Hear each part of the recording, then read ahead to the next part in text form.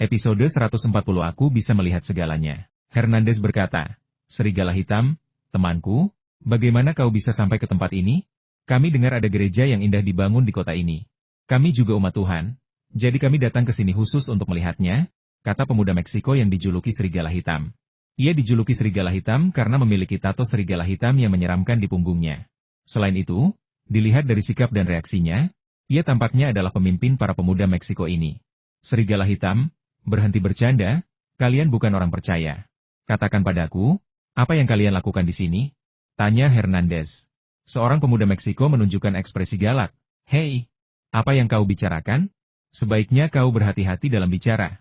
Cahaya dingin melintas di mata Hernandez, tetapi tidak ada reaksi di wajahnya, dan dia tampak sangat tenang. Black Wolf mengangkat tangannya untuk menghentikan anak buahnya agar tidak terus memprovokasi Hernandez.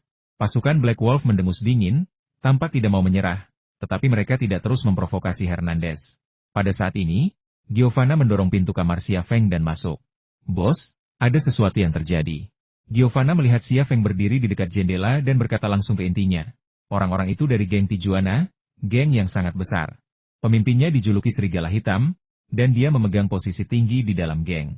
Kartel Tijuana, salah satu dari 6 geng mafia terbesar di Meksiko, merupakan kekuatan yang tangguh di negara ini, bahkan menjadi tantangan bagi militer dan kepolisian Meksiko. Organisasi mafia ini bagaikan kerajaan mini, dengan struktur kekuasaan dan aturan bertahan hidupnya sendiri. Siapapun yang mengancam kepentingannya akan diburu dan dikejar tanpa henti. Bos, Giovanna berjalan menuju Xia Feng. Xia Feng lalu berkata, begitu. Aku sedang memperhatikan mereka berbicara. Giovanna berdiri di samping Xia Feng. Melalui jendela, ia bisa melihat Hernandez dan anggota geng Tijuana lainnya sedang mengobrol. Tetapi yang bisa ia lihat hanyalah beberapa wajah samar yang diterangi api unggun. Ia bisa mendengar suara mereka. Ia hendak berbicara, tetapi Xia Feng menyuruhnya diam. Ia menutup mulutnya dan meraih mantel Xia Feng dari tempat tidur, lalu menutupinya. Di samping api unggun, percakapan antara beberapa anggota geng Tijuana dan Hernandez berlanjut. Hernandez, kami sangat memahami situasimu, kata Serigala Hitam. Bosmu telah menjanjikan hadiah 100.000 untuk kepalamu. Menurutmu, apa yang harus kita lakukan? Hernandez berkata, Serigala Hitam, aku bukan lagi orang yang sama seperti dulu. Aku tidak dendam padamu. Kumohon lepaskan aku. Serigala Hitam mencibir, itu 100.000 dolar. Apa kau pikir kami akan membiarkanmu pergi hanya karena kau meminta kami? Jadi apa maumu? Hernandez menurunkan tangannya, siap mencabut senjatanya kapan saja. Beberapa pria di sekitar Heilang juga menurunkan tangan mereka. Di belakang Hernandez, sekitar selusin anggota bersenjata dari tim penyelamat melakukan gerakan serupa dan bergerak secara sadar ke sisi ini. Suasana tiba-tiba menjadi tegang. Di Meksiko, sangat umum bagi orang untuk memulai penembakan karena perselisihan. Oh, haha. Serigala Hitam mengangkat tangannya, memberi isyarat kepada anak buahnya untuk tidak bertindak gegabah. Ia tersenyum dan berkata, jadi, kalian telah membangun kekuatan kalian di sini. Kalian tahu siapa aku. Aku dari geng Tijuana. Jika kalian berani melepaskan tembakan, kota ini akan rata dengan tanah. Hernandez juga mengangkat tangannya, memberi isyarat kepada anak buahnya untuk tidak bertindak gegabah. Geng Tijuana memiliki ribuan anggota, dan tempat ini dekat dengan markas mereka di kota Tijuana. Memang sangat mudah bagi geng Tijuana untuk menghancurkan tempat ini, dan hanya butuh waktu kurang dari 1 jam. Serigala Hitam, aku tidak takut mati, tapi aku hanya seorang yang beriman sekarang. Kami tidak melanggar kepentinganmu. Hernandez berkata, katakan padaku, bagaimana kau ingin menyelesaikan ini? 50.000 dolar as, kata Serigala Hitam. Saya tidak punya uang sebanyak itu, kata Hernandez. Kau bisa membangun gereja semegah itu? Apa kau tidak punya uang? Seru Serigala Hitam dengan agresif. Ia mengandalkan geng Tijuana di belakangnya dan sama sekali mengabaikan Hernandez dan anggota organisasi penyelamat. Di dalam ruangan, Xia Feng berkata, suruh seorang saudara memberitahu Hernandez untuk memberi orang-orang itu 50.000. Giovanna mengangguk dan berjalan keluar. Ia sebenarnya cukup penasaran bagaimana Xia Feng tahu orang-orang itu meminta 50.000 dari Hernandez. Singkatnya, dalam benaknya, Xia Feng semakin dekat dengan dewa. Tepat saat Giovanna pergi, Serigala Hitam berkata lagi, selain 50.000 dolar itu, ada satu hal lagi yang ingin kulakukan. Jika kau menyelesaikannya, kau boleh tinggal di sini. Hernandez menahan amarahnya dan bertanya, apa yang kau inginkan dariku? Black Wolf mengeluarkan 2 foto dari sakunya dan melemparkannya ke kaki Hernandez. Tatapan Xia Feng beralih ke 2 foto yang jatuh ke tanah. Ketika melihatnya, ia tertegun. Orang-orang dalam kedua foto itu tidak lain adalah tokoh penting dalam organisasi FA, Yang satu adalah Yan Evo dan yang lainnya adalah Augusman. Xia Feng bingung dan berpikir, kok geng Tijuana punya foto Yan Evo dan Augusman? Apa yang mereka inginkan dari Hernandez? Siapa mereka? Tanya Hernandez. Serigala Hitam berkata, kami telah melacak musuh-musuh geng Tijuana. Mereka ada di Hotel Caesars di Las Vegas. Aku ingin kau membunuh mereka dengan imbalan tempat tinggalmu di sini. Serigala Hitam, jangan pergi terlalu jauh, kata Hernandez dengan marah. Pada saat ini, seorang remaja Meksiko berjalan mendekati Hernandez dan membisikkan sesuatu kepadanya. Hernandez menambahkan, kami bisa memberimu 50.000. Ambil uangnya dan pergilah. Aku tidak akan membunuh siapapun untukmu. Yah, $50.000 itu bukan jumlah yang sedikit. Itu bisa membuatmu aman selama setahun. Kita akan kesini lagi tahun depan sekitar jam segini, kata Serigala Hitam. Hernandez hendak meledak, tetapi ketika dia melihat Giovanna berdiri di sisi lain sambil mengedipkan mata padanya, dia menutup mulutnya. Seorang wanita dari organisasi penyelamat datang membawa kantong plastik dan menyerahkannya kepada Black Wolf. Serigala Hitam membukanya dan melihatnya, lalu tersenyum, ayo pergi. Beberapa anggota geng Tijuana pergi bersama Black Wolf. Di dalam ruangan, Xia Feng mengangkat telepon satelit dan berkata dengan tenang, Xingzi, tunggu sampai mereka meninggalkan kota, baru serang. Ingat, sisakan 2 orang hidup-hidup, dan yang terakhir dibunuh adalah pemimpinnya. Suara Sukino Kyoko terdengar, mengerti. Xia Feng meletakkan telepon satelitnya, seringai muncul di sudut mulutnya. Jika mereka berani mengebom armada ke-7 As, mengapa mereka harus takut pada geng Meksiko? Sebuah truk pickup meninggalkan kota dan menuju Tijuana. Serigala Hitam, yang duduk di kursi penumpang, melirik kotak topi jerami hijau di belakangnya melalui kaca spion, dan seringai muncul di sudut mulutnya. Bos, apakah kita akan membiarkan orang itu pergi begitu saja? Kata pria yang mengendarai mobil. Lepaskan dia? Serigala Hitam mendengus dingin. Itu $100.000 AS. Tambahkan $50.000 yang kita dapatkan malam ini, dan kita bisa mendapatkan $150.000 AS. Saat kita kembali, bawa senjata kalian dan beberapa orang lagi. Kita akan kesini lagi besok malam. Hahaha. Terdengar tawa di dalam mobil. Bang! Kaca depan truk pickup itu tiba-tiba pecah ketika sebuah peluru melesat dari depan dan menembus dahi pengemudi.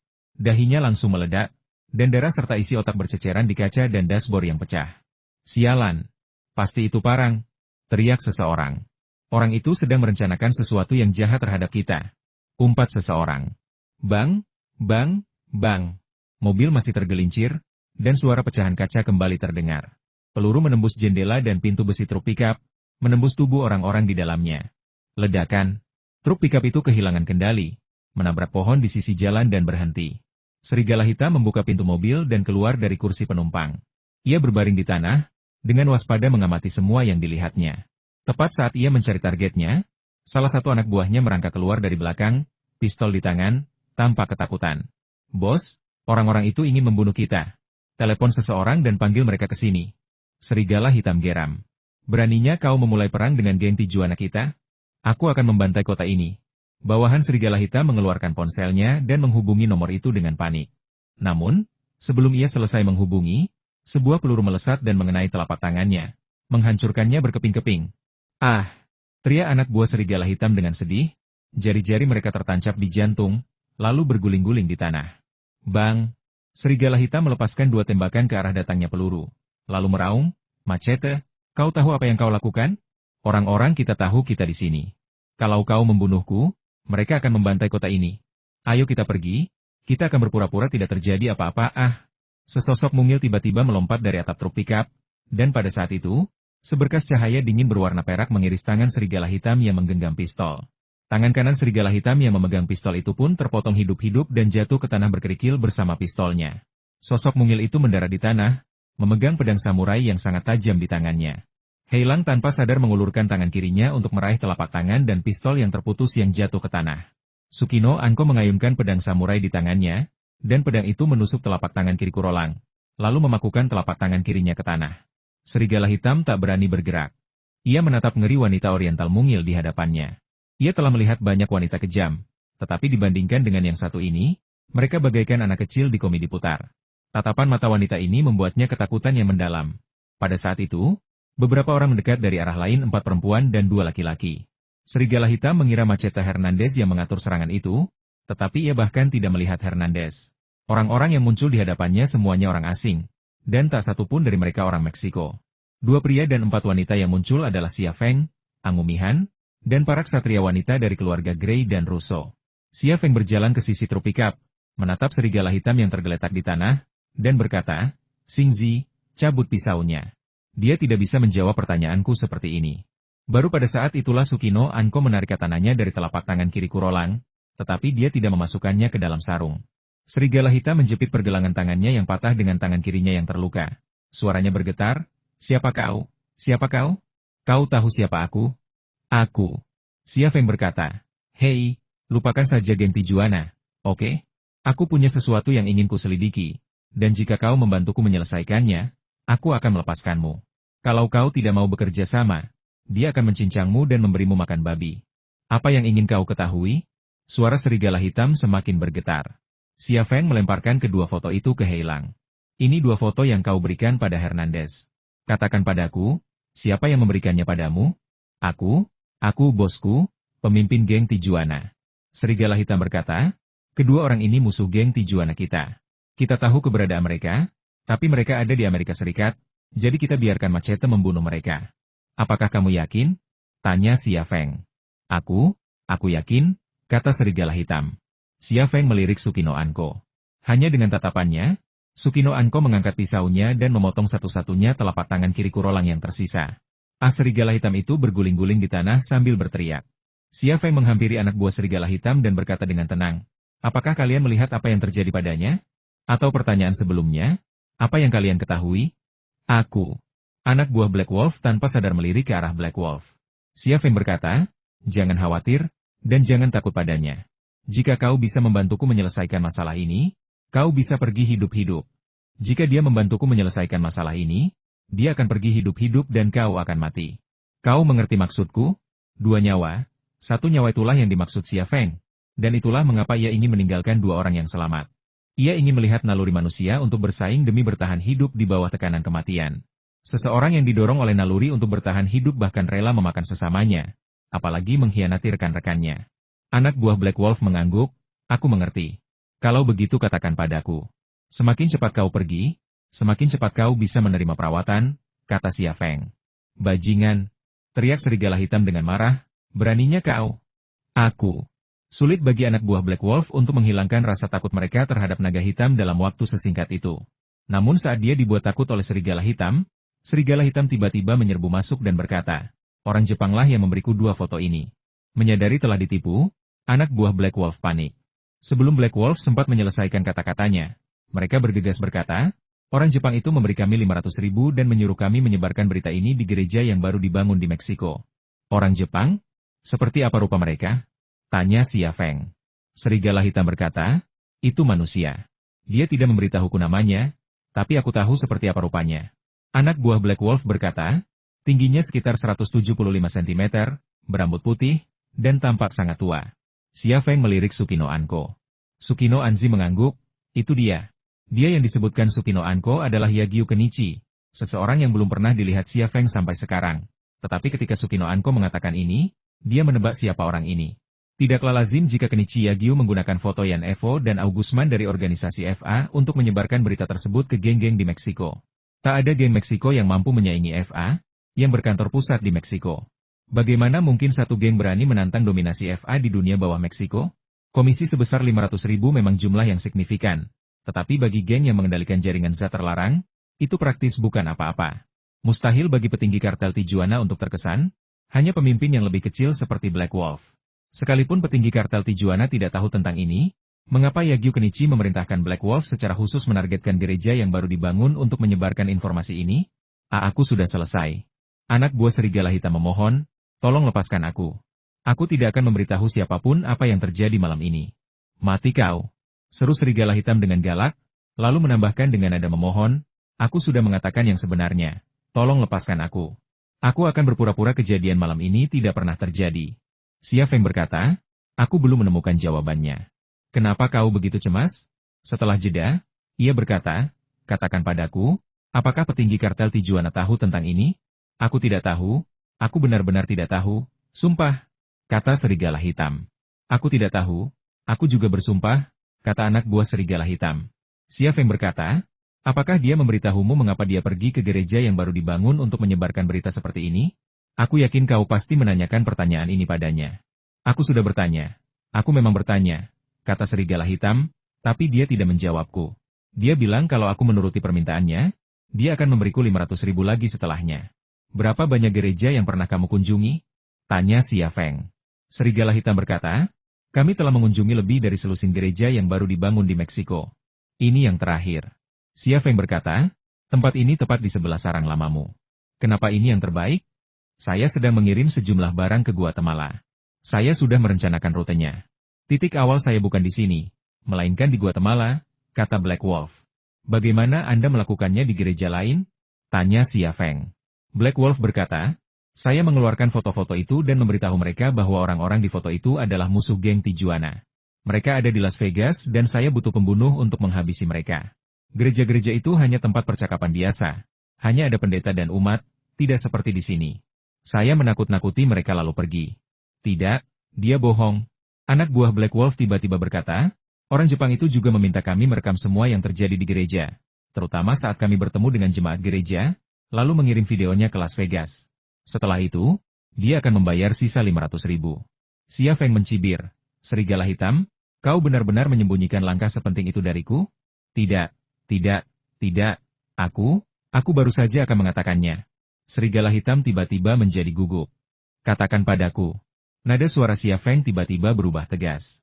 Di Las Vegas mana dia memintamu mengirim video itu? Kantor perusahaan Jepang. Black Wolf tak berani menyembunyikan apapun. Saya tidak tahu nama perusahaan Jepang itu, tapi dia memberitahu saya alamatnya Jalan Taojin 112. Katanya, asal saya sampai di sana, saya bisa menemukannya dan mendapatkan sisa 500.000. Apalagi yang kamu ketahui? Tanya Xia Feng. Serigala hitam menggeleng. Itu saja. Aku sudah menceritakan semuanya padamu. Xia Feng melirik Sukino Anko. Sukino Anko tiba-tiba melambaikan tangannya, dan cahaya dingin langsung memotong leher serigala hitam itu. Darah menyembur keluar, dan serigala hitam mencengkeram lehernya.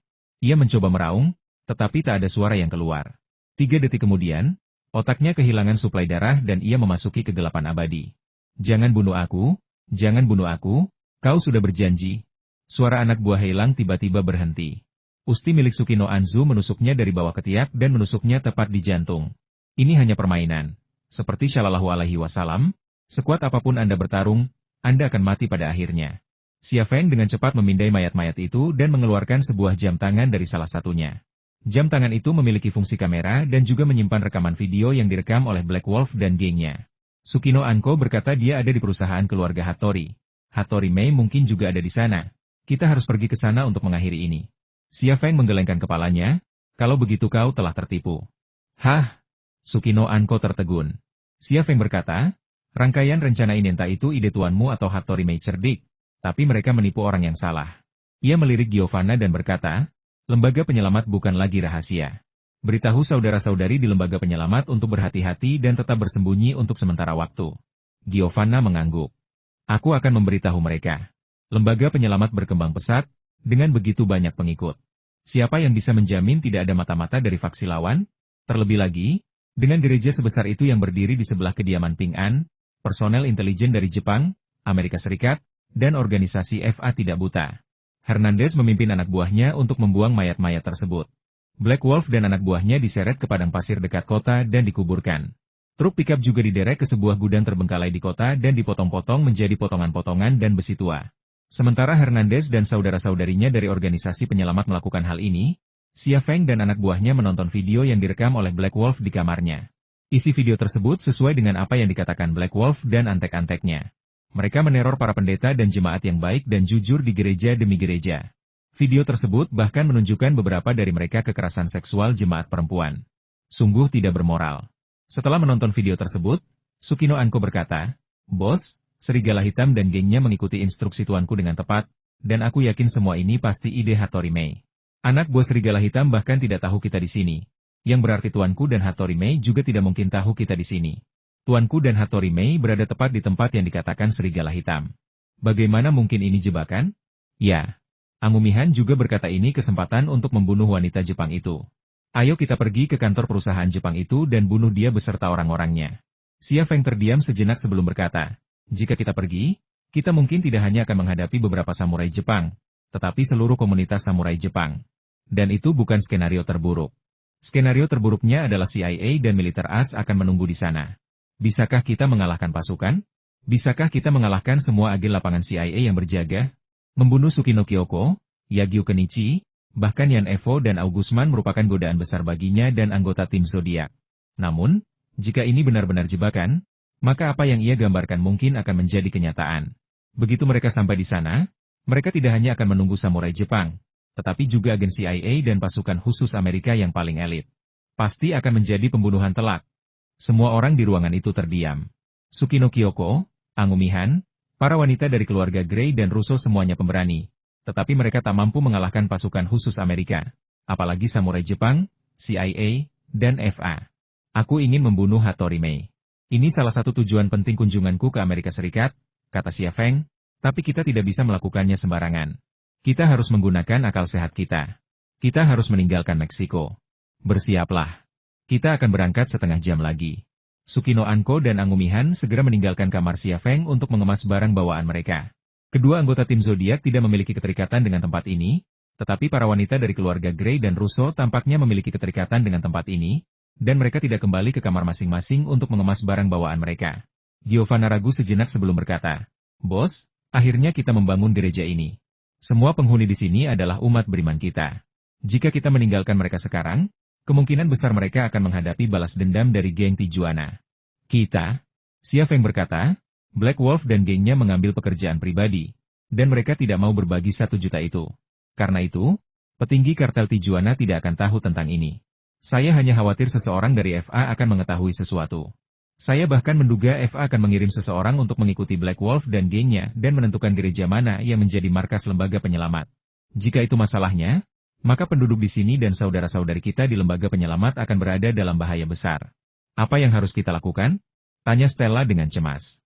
"Haruskah kita meninggalkan mereka?" Suster Rosa dan Suster Teresa bertukar pandang, raut wajah mereka menunjukkan keengganan untuk melakukannya. Namun, mereka tahu jumlah mereka yang terbatas tidak sebanding dengan FA, apalagi geng Tijuana. Meninggalkan para pengikut dan orang-orang bersenjata yang mengikuti mereka adalah pilihan yang paling bijaksana. Namun, meninggalkan saudara-saudari mereka demi menyelamatkan diri sendiri saat ini akan melanggar prinsip kesatriaan dan iman mereka. Itu adalah pilihan yang sulit bagi mereka. Keempat ksatria wanita itu sedang dalam suasana hati yang buruk, tetapi Xia Feng tersenyum. "Aku tahu kalian berbeda dari Tsukino Kyoko dan Angumihan, jadi aku tidak akan membiarkan kalian meninggalkan saudara-saudari kalian. Aku punya misi untukmu." "Misi apa?" tanya keempat ksatria wanita itu serempak. Xia Feng berkata, "Aku akan membawa Tsukino Kyoko dan Angumihan dari sini ke Las Vegas. Kalian berempat akan membawa personel bersenjata ke Kolombia. Aku akan memberimu 500 juta. Begitu kalian sampai di Kolombia, suap semua kelompok bersenjata dan penjahat yang kalian bisa. Sama seperti operasi terakhir di Siberia, kita tidak perlu berperang sendiri. Kita punya uang, jadi kita bisa dengan mudah berperang melalui proksi." Keempat ksatria wanita itu tampak terkejut. Xia Feng melanjutkan, "Ada juga pembunuh bayaran. Hubungi organisasi pembunuh bayaran dan tawarkan harga tinggi untuk membunuh anggota FA dan keluarga Hattori. Kita akan membayar mereka untuk setiap pembunuhan. Singkatnya, siapapun itu, selama mereka bersedia bekerja untuk kita dan berjuang untuk kita, mereka bisa mendapatkan uang kita." "Lalu berapa biayanya?" Giovanna tidak percaya bahwa ini adalah rencana Xia Feng. Xia Feng tersenyum tipis.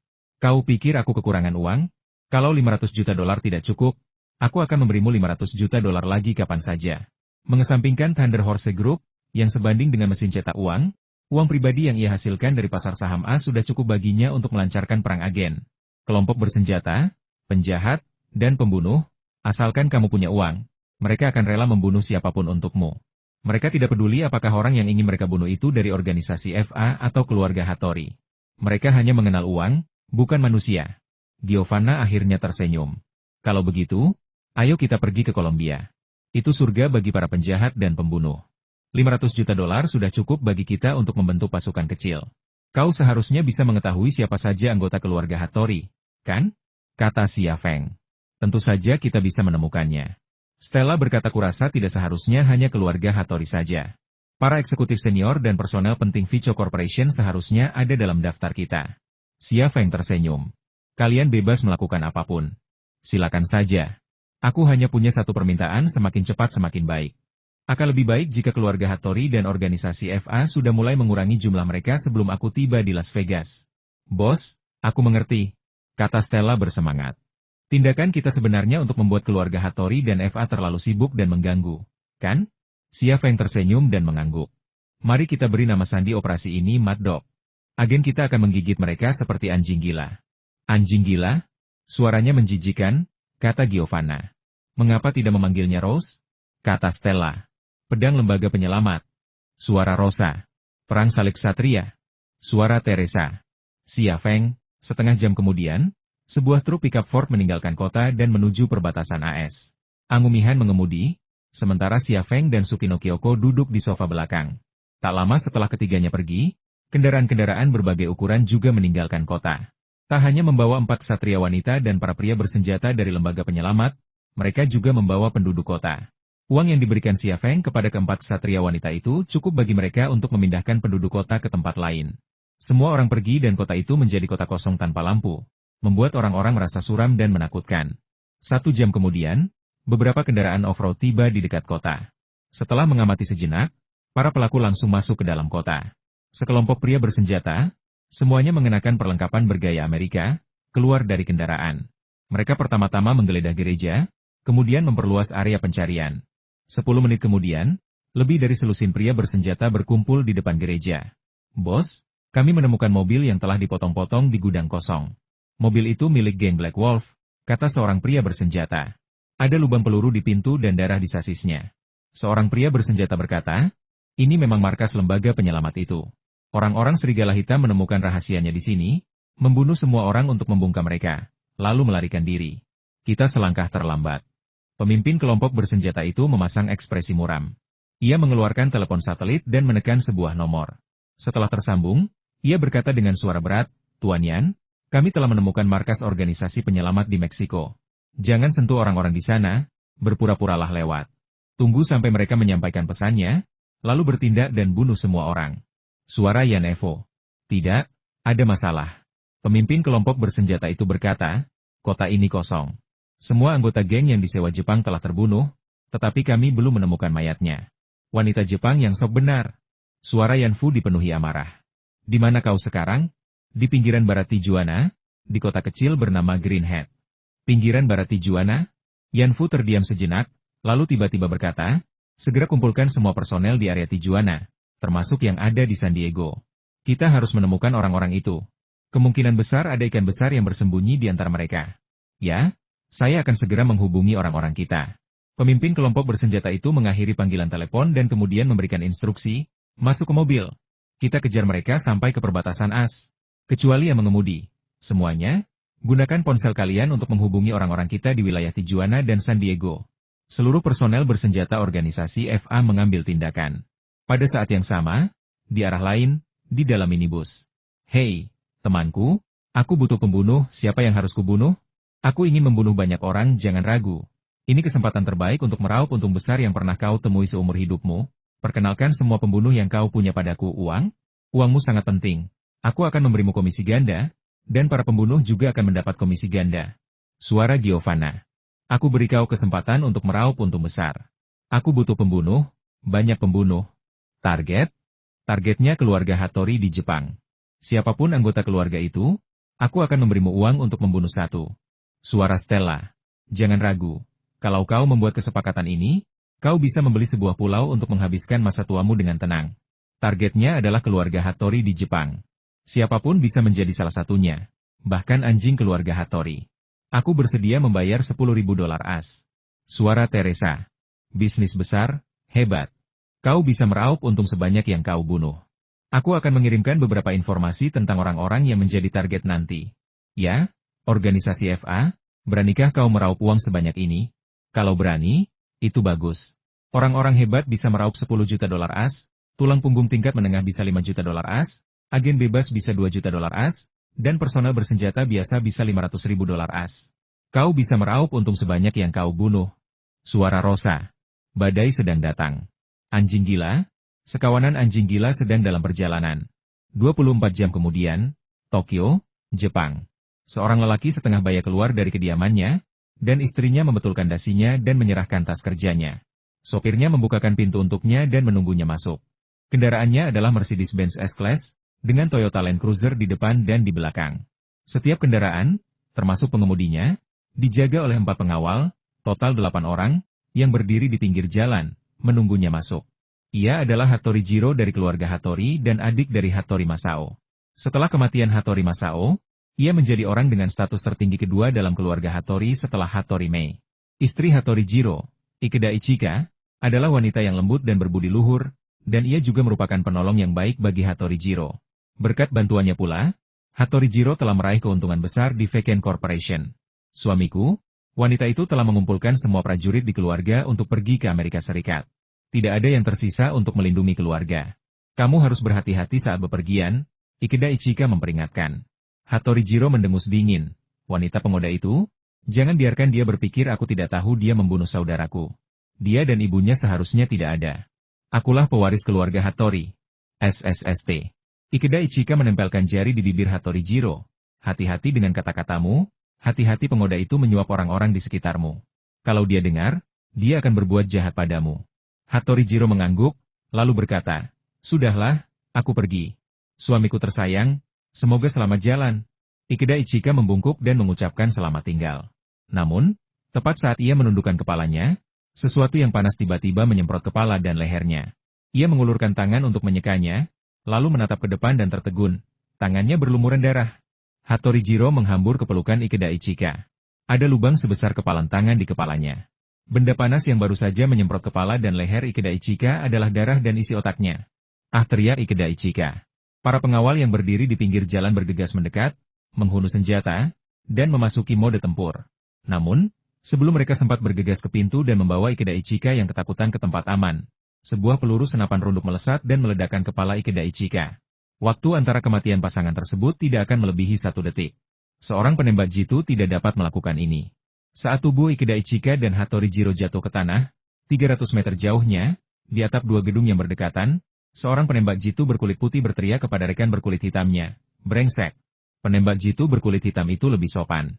Dia hanya mengacungkan jari tengahnya ke arah penembak jitu berkulit putih. Penembak jitu putih dan penembak jitu hitam hanya bertukar sapa sebelum masing-masing mengarahkan senapan mereka untuk membunuh pengawal Hattori Jiro. Sekalipun mereka pengawal, membunuh 1 orang akan memberi mereka komisi. Kedua pembunuh bayaran ini datang jauh-jauh dari Amerika bukan untuk berdebat, melainkan untuk mencari uang. Daripada berdebat, lebih baik mereka membunuh 2 orang lagi dan mendapatkan 2 kepala lagi. Lokasi lain, kantor pusat Vekenco, Ltd di Kyoto. Sebuah lift berhenti di lantai atas gedung. Pintunya terbuka, dan seorang kurir muda muncul. Ia memegang kue ulang tahun. Ia berjalan menuju pintu sebuah kantor dan masuk. Permisi, siapa Nona Hattori Momoe? Tanya pemuda yang mengantar kurir itu dengan sopan. Saya. Seorang wanita muda datang dan bertanya ragu-ragu. Apakah ini untuk saya? Baik, Nona Baihui, selamat ulang tahun. Kurir muda itu menyerahkan kotak kue ulang tahun kepada Hattori Baihui. Abdomen Momoe, putri Abdomen Jiro, juga merupakan salah satu anggota inti keluarga Abdomen. Siapa yang mengirim ini? Tanya Baihui dari perut. Dia tidak memberitahuku namanya, tapi dia bilang dia sudah lama mencintaimu. Pria muda yang mengantarku keluar berkata sambil tersenyum, tapi aku bisa bilang, dia sangat tampan. Saat pertama kali melihatnya, aku pikir dia idolaku, Takeshi Kaneshiro. Takeshi Kaneshiro? Hattori Momoe tak kuasa menahan tawa. Kamu memang pandai bicara. Ini tips untukmu. Ia memberikan 1000 yen kepada pemuda pengantar makanan itu. Pria muda yang mengantar barang itu berbalik dan meninggalkan kantor. Ia melangkah cepat ke dalam lift. Saat pintu lift tertutup dan turun, ia mengeluarkan remote control dari saku celananya dan menekan tombolnya pelan. Ledakan, sebuah ledakan tiba-tiba terjadi di lantai atas gedung kantor pusat Veken Corporation. Gelombang kejut yang dahsyat menghancurkan hampir semua jendela kaca gedung. Asap tebal mengepul dari sebuah kantor, dan api menyebar dengan cepat. Di lapangan golf di pinggiran kota Tokyo, Paman Hattori Masao, Hattori Kai, sedang mengayunkan tongkat golfnya di sepetak rumput. Seorang cadi menghampirinya, dan saat mereka lewat, sebuah pisau mengiris lehernya. Sebelum ia sempat menyadari apa yang terjadi, otaknya tiba-tiba membeku. Pada saat yang sama, di Las Vegas, gedung kantor cabang Vico Corporation, Hattori Mei berdiri di jendela kantor, memandangi sekelompok besar samurai Jepang yang menyamar sebagai karyawan biasa di halaman. Ia tampak sedang senang. Ia tersenyum dan berkata kepada Yagyu Kenichi yang berdiri di sampingnya, Tuan, Orang-orang kita telah menyergap kita, dan orang-orang Amerika juga telah menyergap di dekat sini.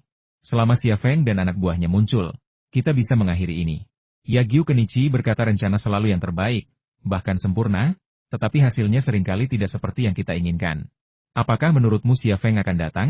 Saya punya kekhawatiran seperti itu, kata Liu Xingjian. Xia Feng adalah orang paling licik yang pernah saya temui. Hattori Mei berkata, Guru, saya yakin dia akan datang. Apakah kamu yakin? Hattori Mei berkata, Tuan, jangan lupa bahwa aliansi samurai Jepang mengirim pembunuh bayaran untuk membunuh istri dan anak-anaknya. Saya kenal Xia Feng dengan sangat baik. Jika kita membunuhnya saja, dia mungkin bisa menahan diri. Tapi jika orang-orang kita menyerang istri dan anak-anaknya, dia akan kehilangan akal sehatnya. Yagyu Kenichi berkata, kuharap begitu. Kali ini kita sudah mengerahkan segenap kekuatan yang kita punya. Kalau kita masih belum bisa membunuhnya, Guru, apa yang ingin Anda katakan?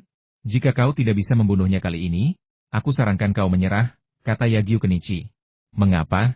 Kau memprovokasi singa berulang kali, tapi kau tak punya kemampuan untuk membunuhnya. Begitu ia mengejarmu, ia akan mencabik-cabikmu, kata Yagyu Kenichi. Hattori Mei tersenyum tidak setuju. Tuan, jangan lupa bahwa kita punya Amerika Serikat di belakang kita. Kekaisaran terkuat di dunia adalah sekutu kita. Kepentingan kita sejalan dengan kepentingan mereka. Amerika ingin membunuh Xia Feng bahkan lebih daripada kita. Singa, Tiongkok menyebut dirinya naga dari timur, tetapi bukankah masih ditindas dan diintimidasi oleh Amerika Serikat? Mereka bahkan tidak bisa berbuat apa-apa terhadap seekor naga, apalagi singa kecil seperti dia. Jika mereka tidak bisa membunuhnya, itu karena dia beruntung. Aku tidak yakin keberuntungannya akan bertahan selamanya. Yagyu Kenichi ingin mengatakan sesuatu, tetapi melihat kegembiraan dan kebencian di mata Hattori Mei, ia menelan kata-kata yang sudah hampir terucap. Hattori Mei bilang Xia Feng akan gila, tetapi ia merasa bukan Xia Feng yang gila. Tepat pada saat ini, terdengar ketukan di pintu, kedengarannya sangat mendesak dan tidak sopan. Siapa? Hattori Mei menoleh ke belakang.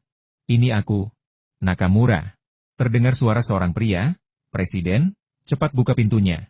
Aku punya kabar buruk. Mei Hattori mengerutkan kening, tetapi ia tidak terburu-buru membuka pintu. Ia malah berjalan ke meja, melihat rekaman CCTV di monitor, dan baru menekan tombol keyboard setelah memastikan identitas orang di luar pintu. Sejak ia memutuskan untuk menjadikan tempat ini jebakan bagi Xia Feng, hal pertama yang ia lakukan adalah meminta para ahli Jerman untuk merenovasi kantornya. Pintunya terbuat dari logam paduan, dan jendelanya terbuat dari kaca anti peluru tebal yang tahan terhadap tembakan senapan runduk.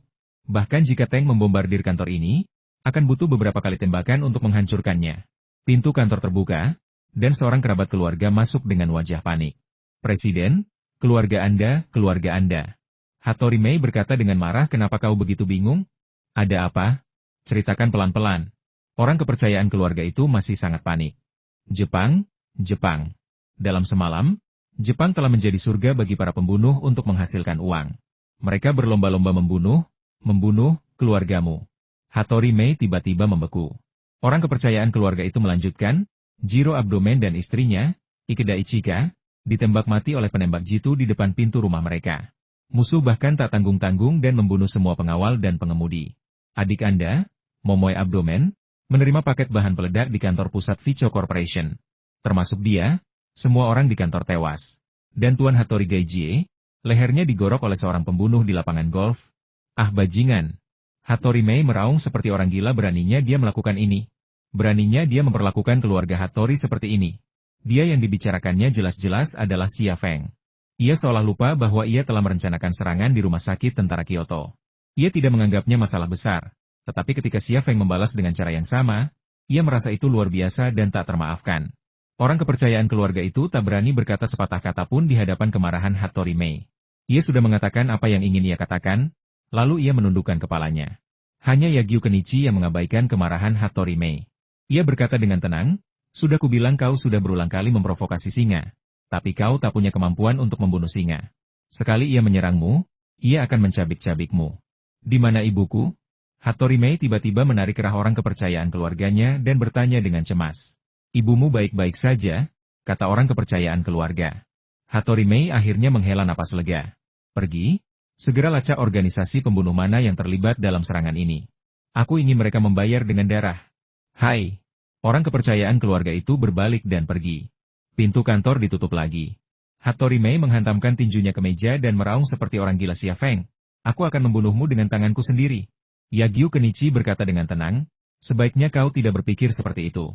Dia melakukan ini untuk memprovokasimu. Aku punya firasat bahwa setelah kejadian ini, Xia Feng seharusnya sudah berada di Amerika Serikat. Hentikan niatmu untuk membalas dendam terhadap organisasi-organisasi pembunuh itu. Sekarang bukan saatnya untuk memecah belah pasukan kita.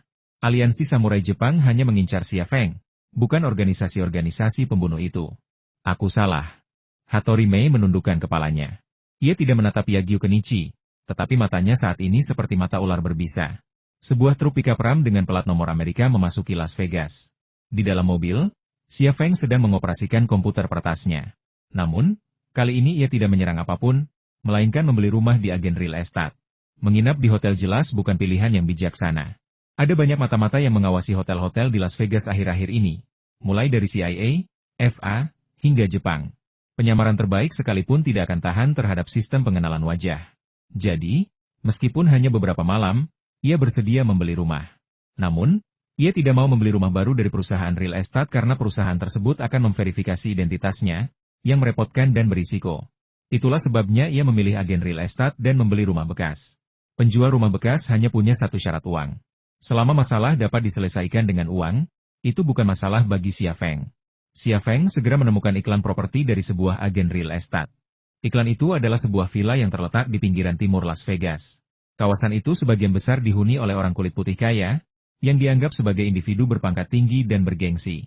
Apakah kamu suka tempat ini? Xia Feng memecah keheningan di dalam mobil. Sukino Anzi mencondongkan badan untuk melihat-lihat. Ia melihat sebuah villa 2 lantai dengan taman di depan yang ditanami banyak tanaman hias, dan kolam renang di belakang. Suasananya sangat indah. Ia tersenyum dan berkata, lumayan. Aku suka kolam renang itu. Itu saja, kata Xia Feng sambil tersenyum. Angumihan berkata, bos, saya bahkan tidak melihatnya, dan Anda hanya menanyakan pendapat Xingzi dan membuat keputusan? Xia Feng tersenyum dan berkata, kalau begitu aku akan mengizinkanmu memasak kari di rumah. Bagaimana? Haha, kalau begitu aku tidak masalah. Angumihan tertawa gembira. Tangan Sukino Anzi terulur dari sandaran sofa dan melingkari pinggang Xia Feng. Lalu ia membungkuk dan bersandar padanya. Ia menyandarkan kepalanya di bahu Xia Feng, memperhatikannya membeli rumah. Tindakan intim seperti itu membuat Xia Feng merasa sedikit malu. Lagi pula, Angumihan bisa melihatnya dan Sukino Anko di kaca spion kapan saja, tetapi dia tidak bisa menggerakkan pantatnya, jadi dia harus mengalah dan berpura-pura alami. Setelah memutuskan rumah yang ingin dibelinya, Xia Feng membobol basis data agen real estate tersebut. Ia dengan cepat menemukan informasi penjual dan terkejut. Penjualnya adalah seorang pria kulit putih bernama Thompson, seorang perwira militer berpangkat tinggi, seorang brigadir jenderal. Namun, hanya itu informasi yang ia miliki tentang Thompson. Rincian pendaftaran pialang tersebut singkat, tanpa menyebutkan unit tempat ia bertugas. Hal ini wajar. Personel militer pada tingkat tertentu dianggap rahasia, termasuk afiliasi militer, pekerjaan, dan sebagainya. Rincian ini tidak dapat diungkapkan. Xia Feng berpikir dalam hati, prajurit, brigadir jenderal, Las Vegas. Informasi rumah menunjukkan rumah itu dibeli 3 tahun lalu. Tidak ada unit militer besar di Las Vegas. Jika dia seorang perwira dari luar kota, mengapa dia datang ke Las Vegas untuk membeli rumah? Dan mengapa dia ingin menjualnya? Entah kenapa, saat pertanyaan-pertanyaan ini muncul di benak Xia Feng, sebuah kata kunci tiba-tiba muncul, Area 51. Area 51 yang misterius hanya berjarak sekitar 100 km dari Las Vegas, dan dengan transportasi yang nyaman di Las Vegas, hanya butuh 1 jam untuk berkendara ke sana. Jadi, wajar saja jika Brigadir Jenderal Thompson membeli rumah di Las Vegas. Bos, rumah tentara, dan seorang Brigadir Jenderal. Sukino Anko juga melihat informasi itu. Ia berkata dengan agak khawatir, kalau kita beli rumahnya, apa akan ada masalah? Angumihan, yang sedang mengemudi, tak kuasa menahan diri untuk tidak menoleh ke belakang. Ia tidak melihat informasi di monitor, tetapi tetap mengungkapkan kekhawatirannya, bos, kalau ini rumah militer, Anda harus mempertimbangkannya dengan matang. Dibandingkan penjual biasa, dia sepenuhnya mampu menyelidiki identitas kita. Kalau dia mencurigai sesuatu, kita akan mendapat masalah. Xia Feng berkata, mengapa seorang brigadir jenderal menjual rumahnya? Sukino Anko dan An Gumihan tak kuasa menahan diri untuk saling berpandangan. Keduanya bingung harus berbuat apa menghadapi pikiran Xia Feng yang berkelana. Xia Feng melirik jam tangan multifungsi di pergelangan tangannya dan tiba-tiba berkata, sudah jam 2 siang. Ayo kita ke rumahnya. Kalau tidak ada orang di rumah, kita mungkin bisa menemukan informasi berharga. Angumihan tersenyum getir dan berkata, bos, kita bisa beli rumah lagi. Kenapa harus ambil risiko? Xia Feng berkata, hanya karena satu alasan, aku curiga dia adalah prajurit area 51. Angumihan tertegun sejenak, lalu mengangkat bahu dan berkata, baiklah, saya akan menyetir sekarang. Sukino Anzi, yang bersandar di bahu Xia Feng, tersenyum dan berkata, sekarang aku tahu apa yang ingin kau lakukan. Pikiranmu seperti jaring. Xia Feng hanya tersenyum dan mulai menelusuri berita. Situs web yang ia masuki adalah situs web Asahi Shimbun Jepang, yang merupakan situs web portal industri berita Jepang.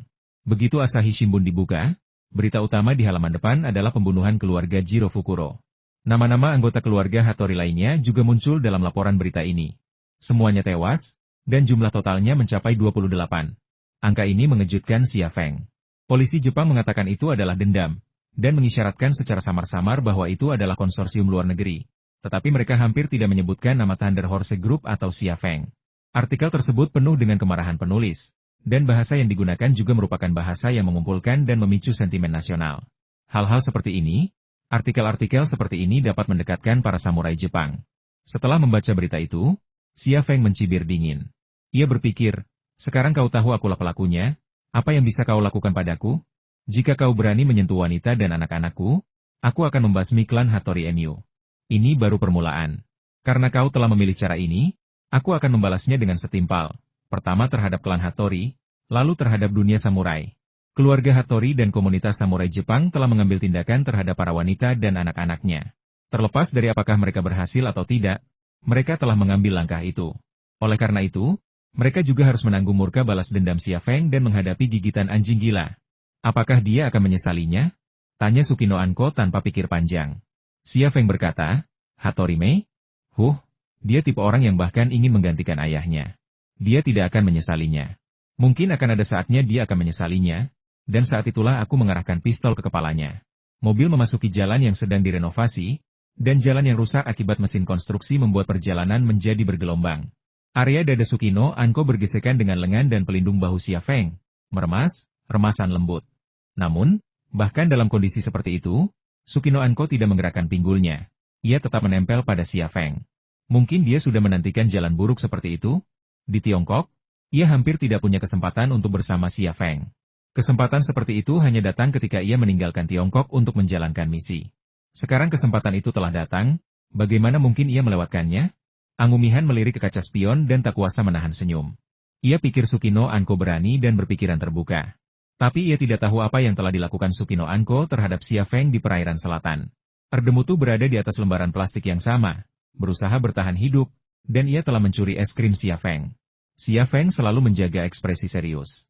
Lebih dari 10 menit kemudian, kondisi jalan membaik dan truk pickup ram tiba di tujuannya. Pohon-pohon palem yang tinggi, serta mawar dan bunga-bunga lainnya, berjajar di sepanjang jalan yang lebar, menciptakan lingkungan hijau yang asri. Di kedua sisi jalan berdiri deretan bangunan, kebanyakan berupa villa 2 lantai, tampak bersih dan rapi, serta berkualitas tinggi. Kita berhenti di sini saja, kata Xia Feng.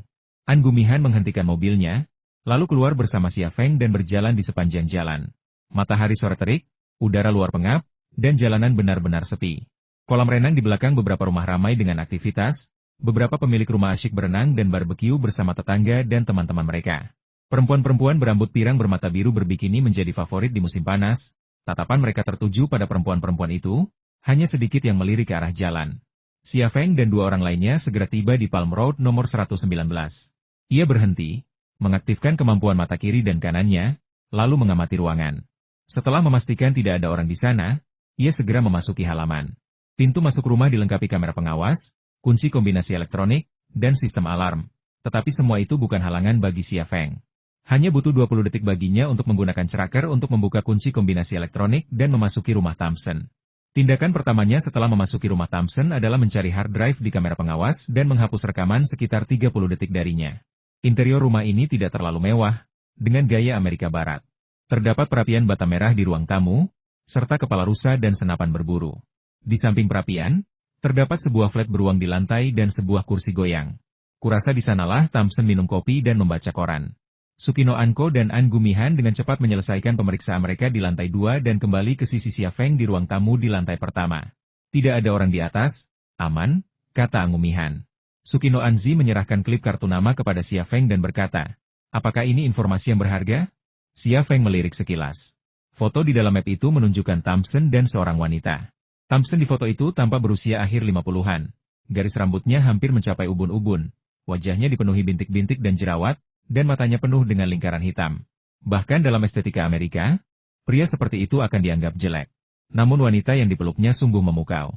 Ia tampak berusia awal 20-an, dengan wajah dan bentuk tubuh yang halus, area dada yang kencang dan penuh, serta bokong yang bulat dan kencang sempurna. Wanita seperti itu kemungkinan besar akan menarik minat pria Eropa dan Amerika. Meskipun itu hanya sebuah foto, Xia Feng sudah bisa merasakan nilainya. Ia tersenyum dan berkata, gaji militer Amerika sangat tinggi dibandingkan dengan pekerja kantoran biasa. Prajurit biasa bisa mendapatkan lebih dari 3.000 sebulan.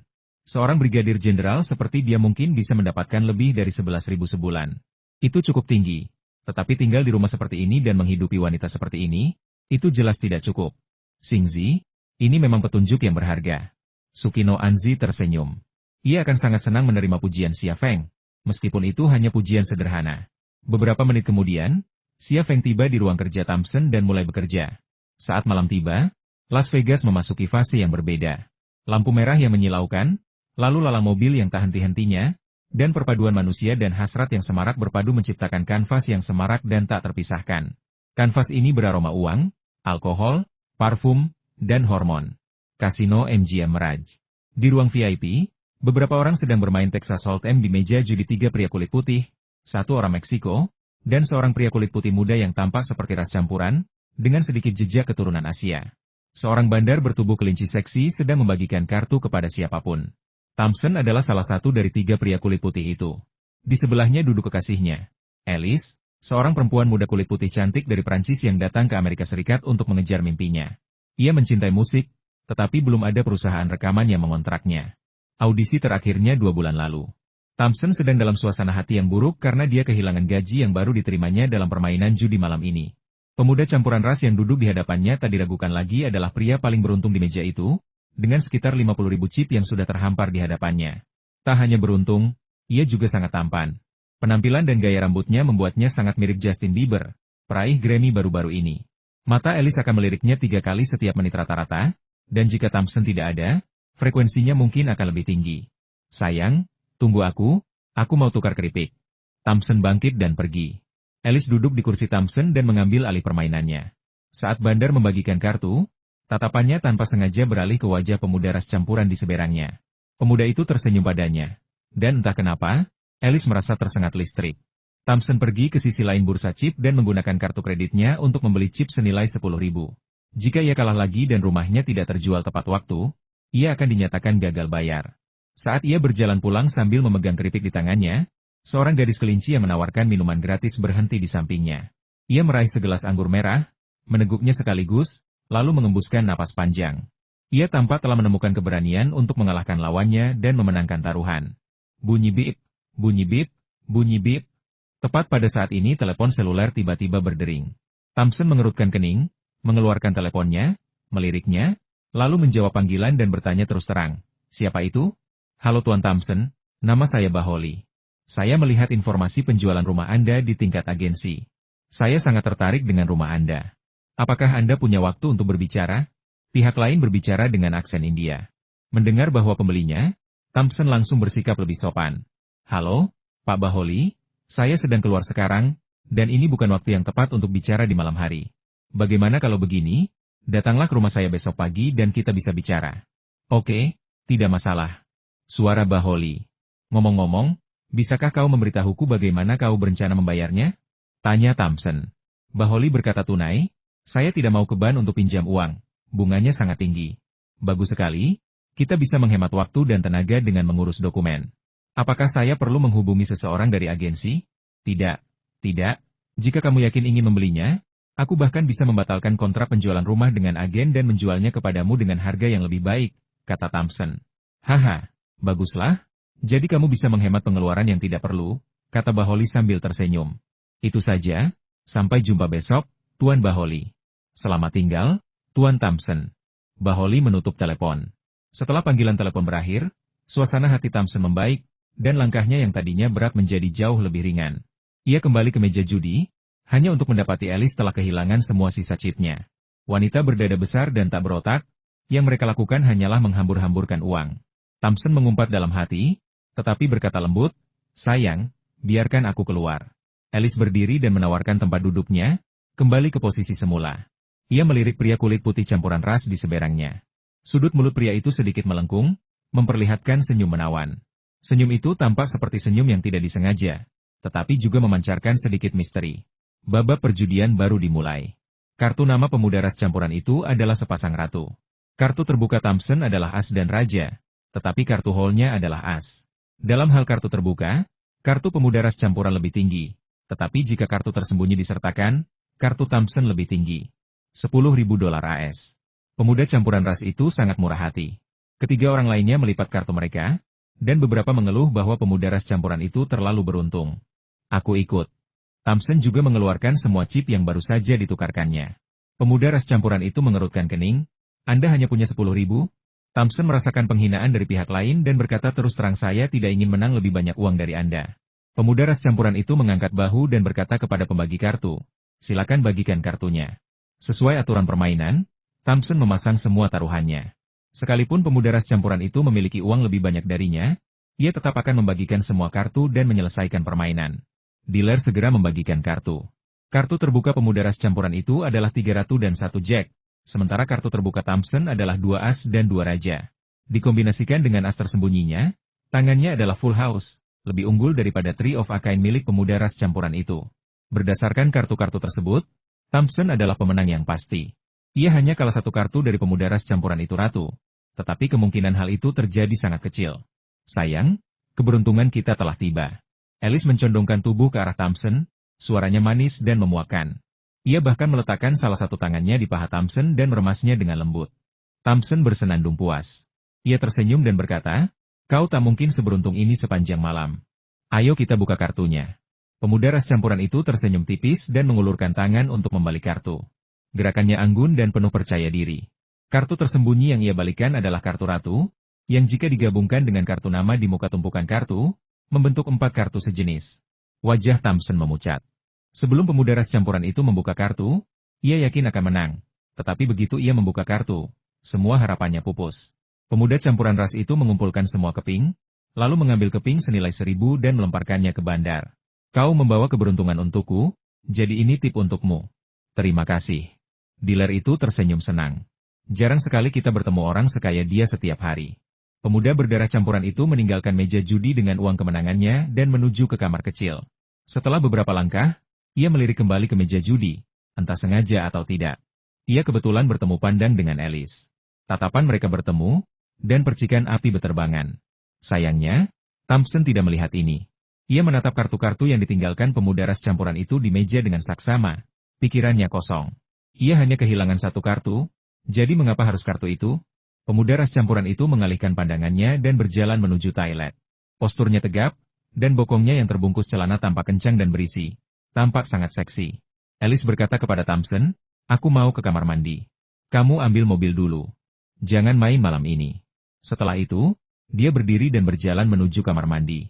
Sesampainya di toilet, ia kehilangan jejak pemuda ras campuran itu.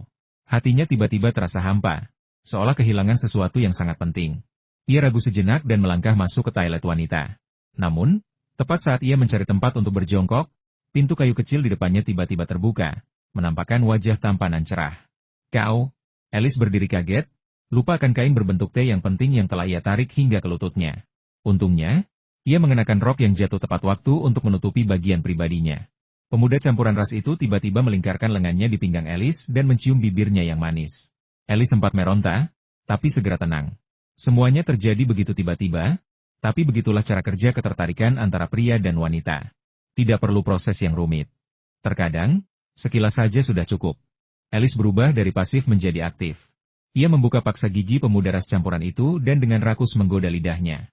Tangan Xia Feng dengan berani merogoh roknya. Tepat ketika situasi akan berkembang ke arah itu, seorang wanita masuk ke toilet wanita. Ia langsung terkejut melihat 2 orang yang terjerat di toilet. Ia tertegun sejenak sebelum berkata, apa aku salah tempat? Baru pada saat itulah keduanya terpisah.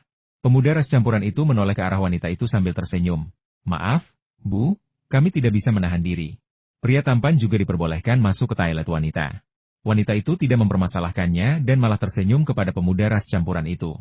Saat Alice dengan panik mengenakan tongnya, Pemuda ras campuran itu telah keluar dari toilet wanita. Alice mengejarnya, tetapi di tengah kerumunan, hanya ada sosok pemuda ras campuran itu. Ia bagaikan malaikat misterius, menyusup ke dalam hatinya dengan kasar, meninggalkannya dengan ciuman manis sebelum tiba-tiba menghilang. Alice tak kuasa menahan diri untuk mengingat apa yang baru saja terjadi di kamar mandi, dan lidahnya tak kuasa untuk tak terjulur, mencari rasa air liurnya di bibirnya. Ia menganggap secuil air liurnya begitu berharga. Setelah beberapa detik, ia tiba-tiba merasa ada yang tidak beres, jadi ia memasukkan tangannya ke dalam roknya, lalu ke dalam kain berbentuk T itu. Setelah meraba-raba sebentar, ia mengambil selembar kertas dari pinggulnya. Catatan itu berbunyi, "Saya akan menunggu Anda di pintu masuk bioskop Hawaii pukul 8 besok malam." Hanya itu saja informasinya, tanpa nama atau nomor telepon selulernya. Alice tersenyum. "Kau pasti hadiah cupid untukku, hadiah terindah. Sampai jumpa besok malam jam 8. Alice kembali ke kamar mandi, melempar catatan itu ke toilet, dan menyiramnya. Namun ia tak pergi. Ia teringat wajah pemuda ras campuran itu, dan sebuah tangan lembut diam-diam menyelinap ke roknya. Di dalam lift di kasino, seorang pemuda ras campuran menyeka jari tengah kanannya dengan tisu, dengan ekspresi aneh di wajahnya. Dia tak lain adalah Xia Feng, pria yang ingin membeli rumah Thompson. Ia hanya membeli rumah itu untuk mengamankan tempat tinggalnya sementara, dan ia tak menyangka akan bertemu petugas yang menjual rumahnya.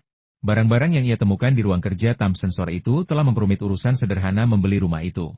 Alasannya sederhana, karena Thompson sebenarnya adalah petugas area 51 dan bertanggung jawab atas pekerjaan keamanan. Mendekati Thompson, waktunya terbatas, dan risikonya tinggi. Tapi jika dia bisa melakukan sesuatu melalui wanita Thompson, masalahnya akan menjadi lebih sederhana. Karena itulah, apa yang baru saja terjadi. Perangkap kecantikan itu penting. Pria seperti Xia Feng, meskipun tidak merayu perempuan, mereka tetap akan merayunya. Apalagi jika dia yang berinisiatif. Berdasarkan reaksi Ali sebelumnya, dia sama sekali tidak khawatir tidak ada yang bisa menemaninya menonton film besok malam. Mangsanya sudah terpancing, dan dia hanya membutuhkan sedikit usaha lagi untuk menangkapnya. Setelah meninggalkan kasino, Xia Feng masuk ke truk pickup ram. Angumihan menyalakan mobil dan meninggalkan tempat parkir. "Bos, saya sudah menyelesaikannya. Thompson meminta saya datang ke rumahnya besok pagi untuk membahas masalah ini. Dia juga menyarankan agar saya melakukan transaksi tanpa agen. Sepertinya dia tidak mau membayar komisi kepada agen." Xia Feng tertawa dan berkata, dia bahkan lebih putus asa sekarang. Dia kehilangan lebih dari 20.000 malam ini. Kurasa setengahnya adalah gajinya, dan setengahnya lagi karena penarikan kartu kreditnya yang berlebihan. Saat kau bicara dengannya besok, cobalah untuk menurunkan harganya. Jangan terlalu belak-belakan. Angumihan tersenyum dan berkata, "Jangan khawatir, aku tahu apa yang harus dilakukan. Aku akan membuatnya merasa bahwa menjualnya kepadaku adalah pilihan terbaik, tetapi dia harus berusaha keras meyakinkanku agar transaksi semacam itu tidak menimbulkan kecurigaannya." "Bos, bagaimana kabarnya di sana?" Sukino Anko tiba-tiba bertanya. Xia Feng tanpa sadar melirik jari tengah kanannya. Perasaan aneh muncul di hatinya. Ia tersenyum dan berkata, "Semuanya baik-baik saja. Eli sudah berjanji untuk pergi ke bioskop bersamaku besok malam." Sekilas terlihat kecemburuan di mata Sukino Anko, tetapi dia tidak mengatakan apa-apa. Xia Feng sepertinya merasakan perubahan di hati Sukino Anzi. Ia diam-diam mengulurkan tangan dan menggenggam tangan Sukino yang sedang bersandar di sofa. Kemudian, sambil mendekatkan diri ke telinga Sukino, ia berbisik, "Wanita bernama Alice itu memainkan peran penting dalam rencanaku. Aku tak punya pilihan lain selain melakukan ini. Apa kau pikir aku ingin merayunya? Dia bahkan tidak sehebat jari kakimu." Senyum tiba-tiba muncul di wajah Sukino Anko. Wanita mana yang tidak senang menerima pujian seperti itu? Apalagi dari Xia Feng? Ia sebenarnya tidak iri pada Xia Feng, karena jika ia iri, ia mungkin akan mati karena iri. "Aku tidak berhayal." Sukino Anzi juga mendekatkan mulutnya ke telinga Xia Feng dan berkata dengan napas panas, "Kita tidak membeli rumah. Di mana kita akan menginap malam ini?" Xia Feng berpikir sejenak dan berkata, "Kita tidak bisa menginap di hotel. Ayo kita tinggalkan kota dan bermalam di gurun di belakang rumah Thompson. Kita juga bisa mengawasi Thompson selama di sana." Kalimat ini tak hanya diucapkan kepada Sukino Kyoko, tetapi juga didengar oleh Angumihan. Orang India itu berkata, "Bos, saya pasti yang bertanggung jawab mengawasi Thompson, kan? Kalau bukan kamu, siapa lagi?" Sebelum Xia Feng sempat berkata apa-apa, Sukino Anzi bergegas masuk dan berkata, "Aku akan bertanggung jawab melindungi bos, dan kamu akan bertanggung jawab mengawasi Thompson dan wanita itu." Itu saja. Angumihan. Orang India itu merasa agak dirugikan, karena ia yakin apa yang disebut-sebut ninja Jepang sebagai perlindungan terhadap bos mereka bukanlah tugas yang berat, melainkan tugas yang menyenangkan. Namun, tidak bisakah ia mengatakan bahwa pengaturan ini tidak masuk akal? Ia mulai merindukan wanita Rusianya. Seandainya Yelena ada di sini, ia bisa dengan senang hati mengawasi Thompson. Cahaya bulan begitu memikat, dan Las Vegas terasa seperti dunia fantasi di bawah sinar bulan. Ketika cahaya bulan meninggalkannya, rasanya seperti melangkah keluar dari dunia fantasi dan kembali ke dunia nyata. Rasanya seperti mimpi. Sebuah truk pickup ram memanjat bukit pasir dan kemudian meluncur turun. Angumihan keluar dari taksi dan, sambil membawa tas perlengkapannya, memanjat bukit pasir lagi. Bukit pasir itu cukup tinggi sehingga ia bisa melihat rumah Thompson dengan jelas. Hati-hati, jangan sampai ada yang menemukanmu, Xia Feng memperingatkan. Sejak pertama kali menginjakkan kaki di Las Vegas, ia merasa seperti terjebak dalam jaring. Jika ia menunjukkan sedikit saja tanda kehadirannya, musuh akan segera mendekat, dan ia tak akan bisa melarikan diri. Karena itu, setiap gerakan membutuhkan kehati-hatian dan kewaspadaan yang tinggi. An Gumihan berbalik dan melirik Xia Feng. Senyum licik tersumbing di wajahnya. Bos, jangan khawatir, tidak akan ada yang salah. Bersenang-senanglah, dan jangan khawatir aku memata-mataimu. Xia Feng, orang India baik dalam segala hal, kecuali kadang-kadang mereka sedikit kasar. Angumihan pergi, menghilang di balik bukit pasir. Hanya Xia Feng dan Sukino Kyoko yang tersisa di tanah berpasir di bawah. Perempuan Jepang itu tampak gembira. Ia menarik selimut dari bagasi dan membentangkannya di atas pasir di samping truk pickup ram. Ia tidak hanya membentangkannya. Setelah itu, ia menghaluskan tepinya, membuatnya tampak halus, seperti tikar tatami Jepang, sehingga terasa nyaman. Setelah menggelar selimut, ia mengambil air dan makanan dari bagasi, lalu mulai menyiapkan makan malam. Ia mengerjakan semuanya dengan teliti dan patuh, layaknya ibu rumah tangga Jepang pada umumnya. Xia Feng tersenyum dan berkata, kita bisa tinggal di sini satu malam saja. Kenapa repot-repot dengan semua ini? Sukino Anzi tersenyum dan berkata dengan nada lembut.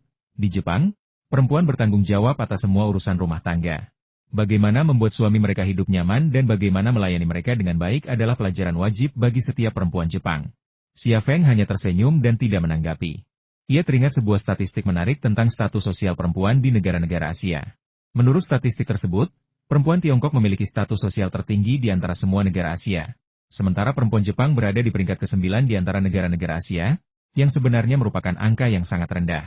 Tepat saat Xia Feng memikirkan statistik ini, Sukino Anko berjalan ke arah Xia Feng di atas karpet dan berlutut di depannya. Xingzi, apa yang kau lakukan? Xia Feng menatapnya dengan heran. Sukino Anzi tersenyum lembut, tetapi tidak berkata apa-apa. Ia malah mengulurkan tangan dan meraih salah satu kaki Xia Feng, lalu melepas sepatunya. Tidak perlu, aku bisa melakukannya sendiri. Xia Feng merasa malu padanya.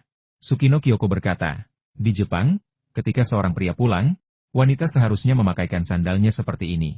Tapi aku bukan orang Jepang, kata Xia Feng. Tetapi saya seorang wanita Jepang, kata Sukino Anko. Xia Feng, namun, ia tahu bahwa Sukino Anko bukan hanya seorang ninja Jepang yang sangat tradisional, tetapi juga seorang wanita Jepang yang sangat tradisional.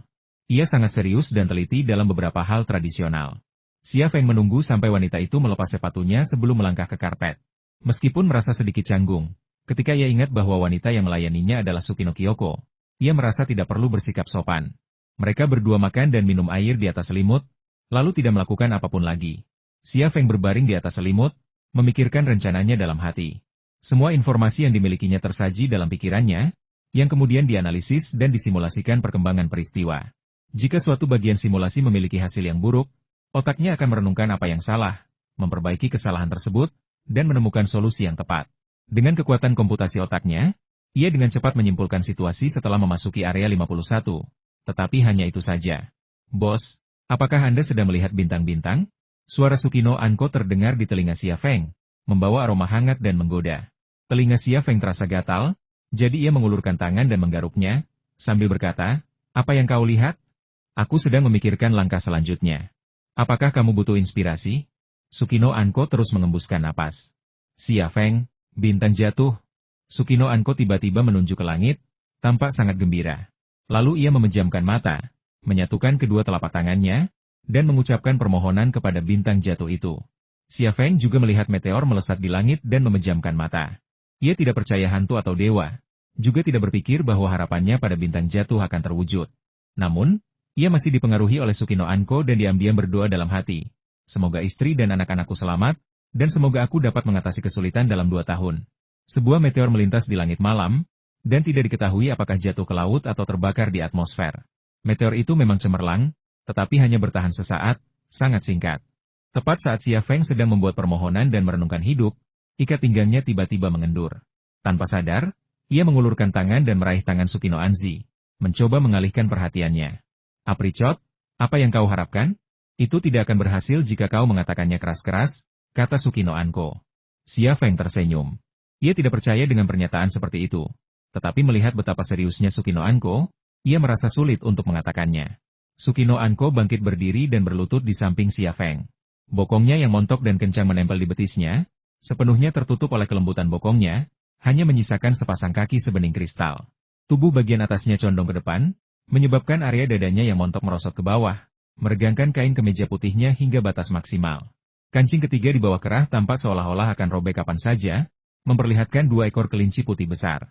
Belahan dada seputih salju yang terekspos dari kerah pastilah belahan dada yang paling lembut dan rapuh di dunia.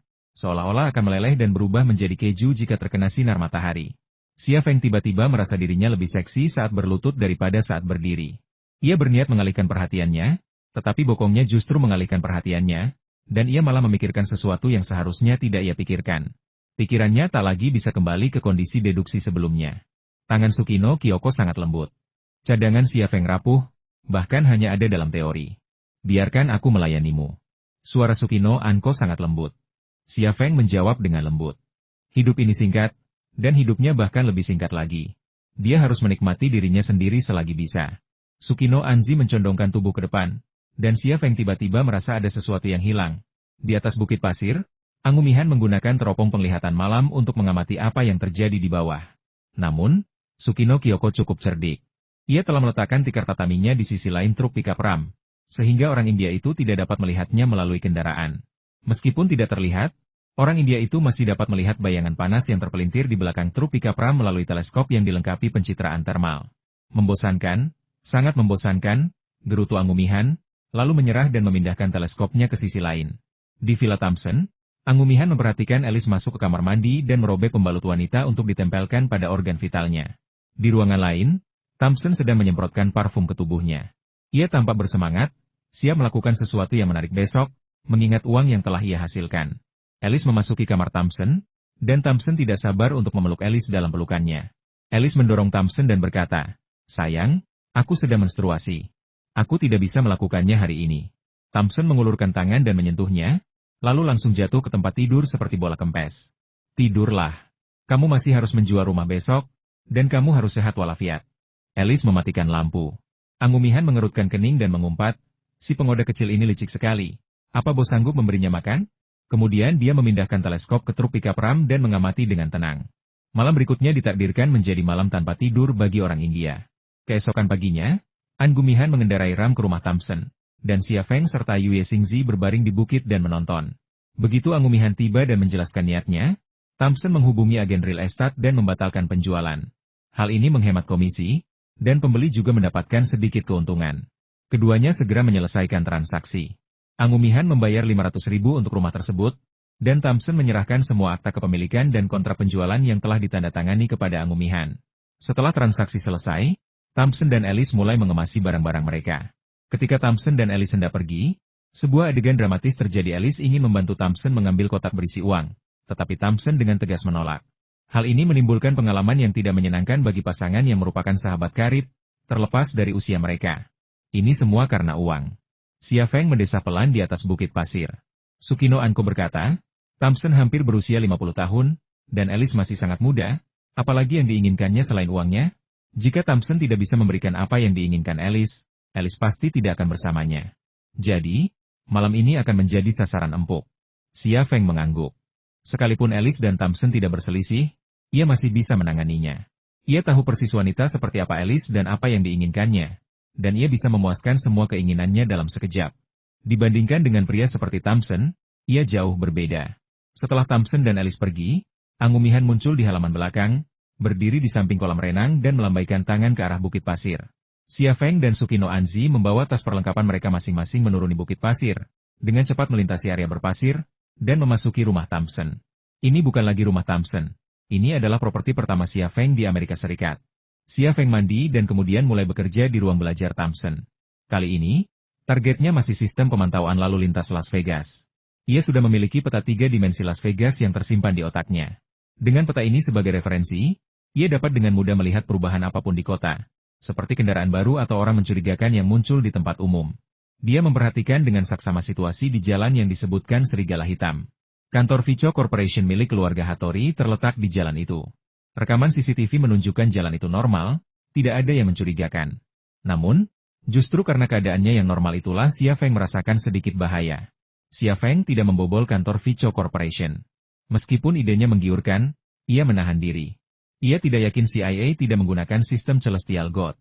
Jika ia gegabah menyerang alamat target, mereka kemungkinan besar akan menemukannya dan melacaknya. 1 jam kemudian, Xia Feng keluar dari sistem pemantauan lalu lintas dan mulai menelusuri berita dari Jepang. Media Jepang terus melaporkan perkembangan yang terjadi di dalam keluarga Hattori. Setelah pembunuhan kemarin, lebih dari selusin anggota keluarga telah dibunuh. Tak hanya anggota keluarga Hattori, tetapi juga anggota kunci Vico Corporation. Kini, semua anggota keluarga Hattori berada dalam bahaya, tak seorang pun berani bekerja di Vico Corporation. Dan tak seorang pun berani meninggalkan rumah. Kini, Wendy Hattori, ibu dari Mei Hattori, orang terpenting dalam keluarga Hattori, telah mengajukan permohonan perlindungan polisi. Saat ini, sejumlah besar petugas polisi dan personel pasukan bela diri darat ditempatkan di sekitar rumah leluhur keluarga Hattori untuk melindunginya. Ibu Mei Hattori adalah orang Amerika. Nama aslinya adalah Mike Wendy, tetapi setelah menikah dengan Masao Hattori, ia mengambil nama belakang Mike sesuai tradisi Jepang. Sehingga ia pun berganti nama menjadi Hattori Wendy. Hattori Wendy kini menjadi wanita yang menggantikan Mei Hattori untuk memimpin keluarga Hattori. Kepolisian Jepang telah mengonfirmasi bahwa itu adalah serangan teroris dan masih menyelidikinya. Juru bicara tersebut juga menggunakan media untuk mengutuk para pelaku serangan, dengan mengatakan bahwa serangan terhadap warga biasa adalah tindakan pengecut dan tidak akan dimaafkan. Xia Feng hanya tersenyum. Keluarga Hattori dan samurai Jepang pergi ke rumah sakit dengan bahan peledak untuk membunuh istri dan anak-anaknya. Apakah itu tindakan seorang pejuang? Mereka melakukan hal yang sama seperti biasa, tetapi ia seorang pengecut. Soal pengampunan atau tidak, ia bahkan lebih meremehkan argumen semacam itu. Kapan ia pernah membutuhkan pengampunan dari orang Jepang? Setelah menelusuri berita, Xia Feng mengetik email. Email tersebut berbunyi hadiah 20 juta ditawarkan untuk pembunuhan Belly Wendy. Jika Anda berhasil menangkapnya hidup-hidup, hadiahnya akan berlipat ganda. Jika Anda berhasil menangkapnya hidup-hidup, Anda akan menerima tambahan 5 juta. Hadiah ini berlaku selama 72 jam. Email ini dikirim ke kotak surat Giovanna. Di dunia pembunuh bayaran, komisi tertinggi hanya mencapai jutaan, dan targetnya sebagian besar adalah jenderal militer, pejabat pemerintah, dan individu-individu berbahaya lainnya. Untuk misi seperti ini, kebanyakan pembunuh bayaran puas dengan misinya, bukan uangnya. Namun, hadiah puluhan juta seperti yang sekarang ini belum pernah terjadi sebelumnya, dan targetnya adalah seorang perempuan dari sebuah keluarga. Ini tentu saja merupakan pesta bagi dunia pembunuh bayaran. Setelah email ini terkirim, keluarga Hattori akan menghadapi badai lain. Setelah badai ini, tidak ada yang bisa memastikan siapa yang akan tersisa di keluarga Hattori. Setelah mengirim email, Xia Feng menutup matanya, membiarkan otaknya memasuki mode super, dan mulai mempelajari jet tempur dan pembom milik Thunder Horse Group. Bahkan dalam lingkungan seperti itu, dia tidak mau bersantai dan ingin menyumbangkan sedikit kekuatan terakhirnya untuk pertahanan nasional Cina. Hari berlalu seperti ini. Pukul 19, sebuah mobil Rams melaju ke jalan dekat bioskop Hawaii. Pintunya terbuka dan Xia Feng keluar. Kami akan menjemputmu di dekat sini. Hati-hati. Sukino Anko memperingatkan. Xia Feng mengangguk, menutup pintu mobil, dan berjalan menuju bioskop Hawaii. Berjalan menyusuri trotoar, mengenakan setelan jas yang bagus, jam tangan Patek Philippe, dan ikat pinggang LV. Ia tampak seperti pria dandi dari keluarga kaya. Ia tampak mencolok di antara kerumunan. Melihat Xia Feng sendirian, banyak gadis Amerika tersenyum padanya. Beberapa bahkan menyapanya dengan antusias. Amerika juga penuh dengan orang-orang yang suka mencari keuntungan, dan dengan lingkungannya yang terbuka, sebenarnya lebih mudah bagi pria kaya untuk mendekati gadis Amerika daripada wanita Asia. Namun, Xia Feng sama sekali tidak menunjukkan minat pada gadis-gadis ini, bahkan sekilas pun tidak. Ketika Xia Feng tiba di pintu masuk bioskop Hawaii, ia tidak melihat Alice. Namun, ia segera menemukan Alice. Alice sedang duduk di dalam sedan Ford, memandang keluar jendela ke arah pintu masuk bioskop. Setelah memperhatikannya, Xia Feng mengalihkan pandangannya, menunggu di pintu masuk teater. Namun, ia tak menyerah mengamati Alice. Ia mengintip melalui kaca reflektif di pintu masuk teater, mengamati sedan Ford di tempat parkir, dan terus mengamati Alice melalui kaca cermin. Jika Alice melakukan gerakan mencurigakan, ia akan memberi isyarat, dan Sukino Kyoko serta Angumihan, yang bersembunyi di dekatnya, akan menembaknya, dan ia akan segera meninggalkan Las Vegas. Namun, Alice tidak menelepon atau mengambil foto apapun. Ia malah duduk di taksi dan merias wajah. Pertama-tama ia memoles lipstik, lalu menyemprotkan parfum di ketiak dan di balik roknya. Tindakan-tindakan ini menunjukkan bahwa ia sudah bersiap untuk pertempuran yang akan terjadi nanti. Xia Feng menunggu hampir 10 menit sebelum Alice keluar dari sedan Ford dan berjalan ke sini. Maaf sekali, ada kemacetan lalu lintas, kata Alice. Xia Feng berkata, saya datang ke sini dengan berjalan kaki. Alice tampak sedikit terkejut, kamu tidak punya mobil? Xia Feng berkata dengan tenang, saya berbisnis di Timur Tengah. Perusahaan saya ada di sana. Jadi saya biasanya datang ke sini naik pesawat. Mata Alice tiba-tiba berbinar. Xia Feng berkata, tapi agak merepotkan kalau tidak punya mobil. Apa kamu punya SIM? Saya punya SIM. Kalau begitu, besok kita beli mobil saja. Kamu yang mengendarainya, ya? Kata Xia Feng. Tentu saja. Alice meraih lengan Xia Feng dengan senyum manis di wajahnya. Mereka berdua memasuki bioskop. Xia Feng membeli tiket dan beberapa camilan sebelum mengajak Alice masuk ke bioskop. Ia tidak sembarangan memilih film. Ia memilih 50 Shades of Grey. Filmnya mulai, tapi Alice tidak fokus. Ia mendekatkan diri ke telinga Xia Feng dan berbisik, siapa namamu? Aku bahkan belum tahu namamu. James, kata Xia Feng. Namaku Alice. Alice tersenyum. Namamu cukup bagus. 007 juga dipanggil James. Maksudmu Daniel Craig? Tanya Xia Feng sambil tersenyum. Minggu lalu kami minum teh di London. Dia cukup sibuk. Kudengar dia akan segera mulai syuting film 007 yang baru. Kamu benar-benar kenal Daniel Craig? Bintang 007 itu? Alice tampak sangat bersemangat. Xia Feng berkata, aneh ya kenal Daniel Craig? Aku juga kenal James Cameron, dan film Avatar 2-nya akan segera mulai syuting. Ya Tuhan, kau pasti malaikat yang dikirim Tuhan. Alice bahkan lebih bersemangat. Bisakah kau mengenalkanku pada Daniel Craig atau James Cameron? Aku selalu ingin masuk ke industri film dan televisi, tapi sayangnya aku belum pernah punya kesempatan. Bisakah kamu berakting? Tentu saja, aku belajar film dan televisi di Prancis. Aku bisa tampil untukmu. Alice tampak tidak sabar. Xia Feng berkata dengan tenang, ayo kita menonton film. Mata Alice berkilat cemas dan enggan, tetapi ia berhasil menenangkan diri. Ia menonton film itu beberapa menit sebelum berkata, kenapa aku? Apakah kamu percaya pada perasaan? Perasaan seperti itu. Xia Feng berpura-pura berfantasi, lalu berkata, perasaan seperti seseorang yang belum pernah kamu temui sebelumnya, tapi tiba-tiba terasa sangat dekat dan kamu sayangi. Cinta pada pandangan pertama? Alice menahan kegembiraannya. Itukah kata yang ingin kau katakan? Xia Feng mengangguk. Ya, itu benar. Sama sepertimu, aku jatuh cinta padamu pada pandangan pertama. Alice tiba-tiba menghampiri, menggenggam pipi Xia Feng, dan mencium bibirnya. Cinta? Sebagian besar cinta di dunia ini seperti ini. Di layar teater, tokoh utama pria mencambuk bokong tokoh utama wanita dengan cambuk. Cara penyiksaan yang lembut itu sungguh mengasyikan. Alice mengakhiri ciuman Prancisnya dengan Xia Feng. Ia mengerutkan bibir dan bertanya ragu-ragu. James, apa kau suka permainan seperti ini? Xia Feng mengangguk. Aku bisa memuaskanmu. Datanglah ke rumahku. Alice meraih tangan Xia Feng. Menonton film itu membosankan. Aku bisa memberimu sesuatu yang lebih baik. Xia Feng tersenyum, berdiri dan mengikutinya. Alice cantik dan cerdas, dan dia sangat memahami pikiran pria. Jadi semua yang dikatakannya benar. Rumah Alice sebenarnya adalah apartemen biasa, hanya sekitar 50 meter persegi, dengan 2 kamar tidur, ruang tamu, dan dapur. Setelah tiba di Amerika Serikat, ia menyewa apartemen ini. Kemudian, setelah bertemu Thompson, ia pindah ke kediaman Thompson, tetapi ia masih membayar sewa apartemen ini. Dia masih sangat muda sehingga jelas tidak terpikir untuk menghabiskan seluruh hidupnya bersama Thompson. Dia sangat pandai merencanakan masa depannya, terbukti dari apartemen ini. Jika dia bertemu pria yang lebih baik, dia akan membawanya ke apartemen ini dan memberinya kesan bahwa dia masih lajang. Xia Feng tidak tahu berapa banyak pria yang dibawanya ke sini, tetapi ia tidak peduli.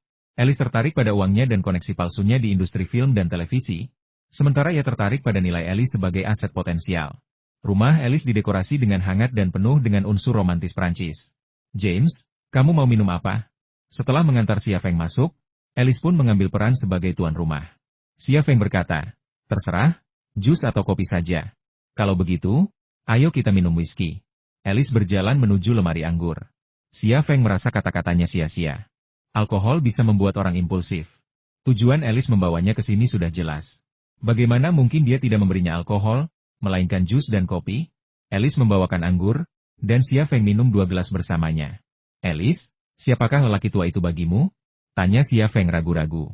Mata Alice berkedip. Ia terdiam sejenak sebelum berkata, seorang teman.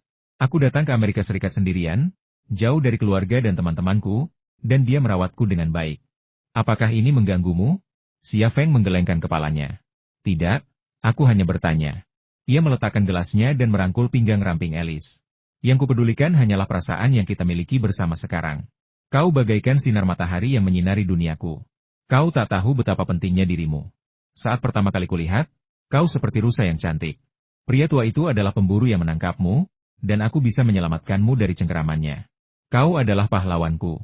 Alice menatap Xia Feng dengan mata penuh kasih sayang, dan dua air mata mengalir dari matanya. Akan sia-sia bakatnya jika dia tidak memasuki industri hiburan dengan kemampuan akting seperti itu. Xia Feng mencium bibir Alice. Butuh 2 menit penuh sebelum Alice sempat bicara. Air mata mengalir di wajahnya, ia terisak, James, orang tua itu menyiksaku dan mengancam tidak akan membiarkanku meninggalkannya. Selamatkan aku. Tolong selamatkan aku. Aku bersedia melakukan apapun untukmu jika kau mau. Benarkah? Ada apa? Xia Feng berpura-pura sangat bersemangat, dan cahaya suram muncul di matanya. Sungguh? Aku akan melakukan apapun untukmu. Aku tidak akan membiarkan siapapun menyakitimu. Aku bersumpah, aku akan melindungimu dengan baik, rusa kecilku. Kata Xia Feng penuh semangat. Alice melemparkan dirinya ke pelukan Xia Feng, dan keduanya pun terjerat. Botol whisky di atas meja jatuh ke tanah dan pecah, dengan pecahan kaca berserakan di seluruh lantai. Alice didorong ke sofa. Xia Feng mencengkeram lehernya. Alice terjatuh ke karpet. Xia Feng menarik rambutnya. Alice muncul di meja makan, dan ikat pinggang Xia Feng jatuh di pinggulnya. Ini adalah proses yang gila, bahkan dengan fakta bahwa mereka berdua tidak selesai menonton 50 Shades of Grey. Xia Feng sukses memerankan tokoh Christian Grey yang terlihat tampan dan anggun, namun sebenarnya merupakan seorang fanatik SM dengan hobi khusus. Alice berhasil memerankan Anastasia Steele dalam film tersebut. Ia terpesona oleh penampilan dan aset Xia Feng, dan dengan berani mencoba hubungan cinta yang berbahaya. Ini hanyalah pertarungan antara dua aktor dan aktris pemenang Oscar. Menyamar sebagai pemeran utama pria dari 50 Shades of Grey adalah cara terbaik yang terpikirkan Xia Feng untuk mendapatkan kepercayaan Alice. Karena sekeras apapun ia mengarang cerita, ia tak bisa menghasilkan cerita yang bisa dipercaya oleh gadis seperti Alice. Cinta pada pandangan pertama? Akankah gadis seperti Alice percaya omong kosong semacam itu?